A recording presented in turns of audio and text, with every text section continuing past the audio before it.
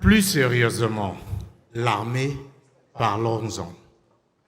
Que doit faire l'armée? Quel est son rôle, en fin de compte? J'aimerais vous dire, chers hommes en tenue, et j'ose croire que nous sommes entre nous, on ne peut pas vous laisser le pouvoir. On ne peut pas vous laisser le pouvoir. On ne peut pas vous laisser le pouvoir. Alors, ce journaliste de Mansa apparaît à un moment où l'AES renferme ses positions sur la scène internationale. Alors, la question c'est « on », c'est qui? Alors, nous savons qui est le fameux « on ». De « on ne peut pas vous laisser le pouvoir ». Le « on » là, c'est qui? Alors, ce « on » là, c'est la franc-maçonnerie, ce sont les multinationales occidentales, c'est la France, c'est l'oligarchie financière internationale, c'est les Arabes, les musulmans, c'est l'Europe, c'est les USA, c'est l'OTAN. Et quand il dit on ne peut pas vous laisser le pouvoir, le vous là c'est qui?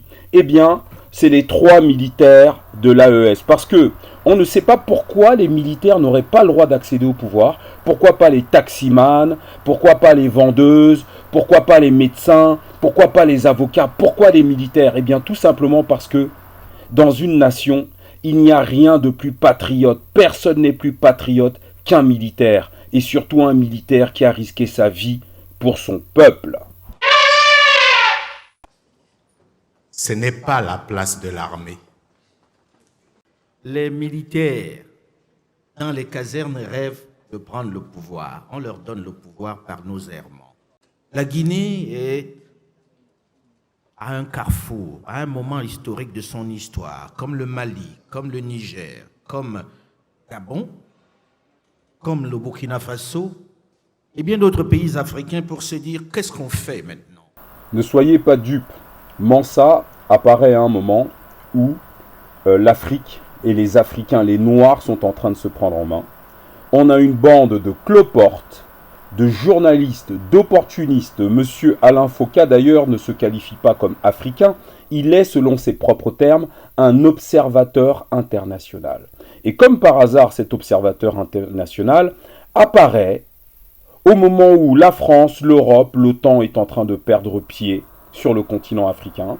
Et bien évidemment, on l'envoie, parce que ça, ce n'est pas de sa propre initiative, on l'a envoyé, l'Europe, la franc-maçonnerie et tout ce que nous avons énuméré tout à l'heure, on l'a envoyé en Afrique, porter un message directement dans les universités, auprès de la jeunesse africaine. Et en substance, ce message consiste à dire qu'il faut rendre en Afrique le pouvoir aux civils, les civils qui sont évidemment corruptibles, corrompus, d'accord, des civils qui, comme nous le voyons depuis 63 ans, eh bien, sont là pour servir les esclavagistes.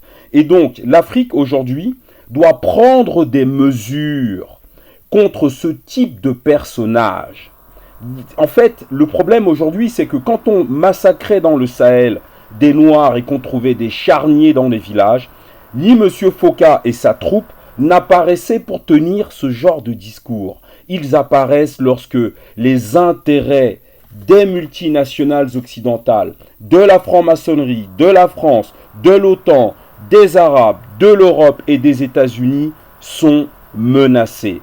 La prochaine étape, M. Alain Foka, M. Jules Machin, c'est que l'Afrique va prendre des mesures contre des gens comme vous. Parce que d'ailleurs, vous noterez dans la vidéo qu'il va citer le Mali, le Burkina, le Niger. Les pays qu'il cite, en réalité, il ne faut pas se tromper.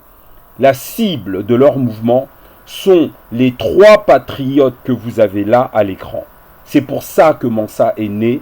Parce que comme on n'arrive pas à vaincre l'AES sur le plan militaire, on ne peut plus. À l'ONU, l'AES est intouchable. Sur le plan diplomatique, ils sont intouchables. Sur le plan militaire, ils sont intouchables. Sur le plan des ONG, ils sont intouchables. Et bien maintenant, qu'est-ce qu'on fait? Eh bien, on envoie des vendus, voilà, créer Mansa, voilà, comme si l'histoire de l'Afrique avait démarré avec Mansa Moussa d'ailleurs. Et on leur demande d'aller parler à la jeunesse dans les universités pour que ces derniers considèrent que un militaire c'est quoi? C'est un métier. Voilà, c'est un métier. Le peuple a besoin de l'armée.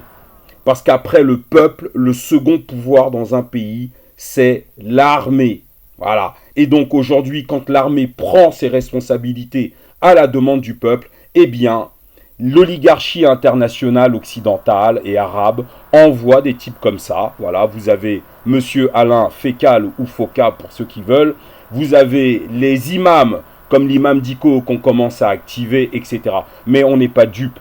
On sait parfaitement ce qu'il se passe et l'Afrique va justement se préparer à neutraliser ce genre de nègres. Parce que c'est de ça dont il s'agit. Merci.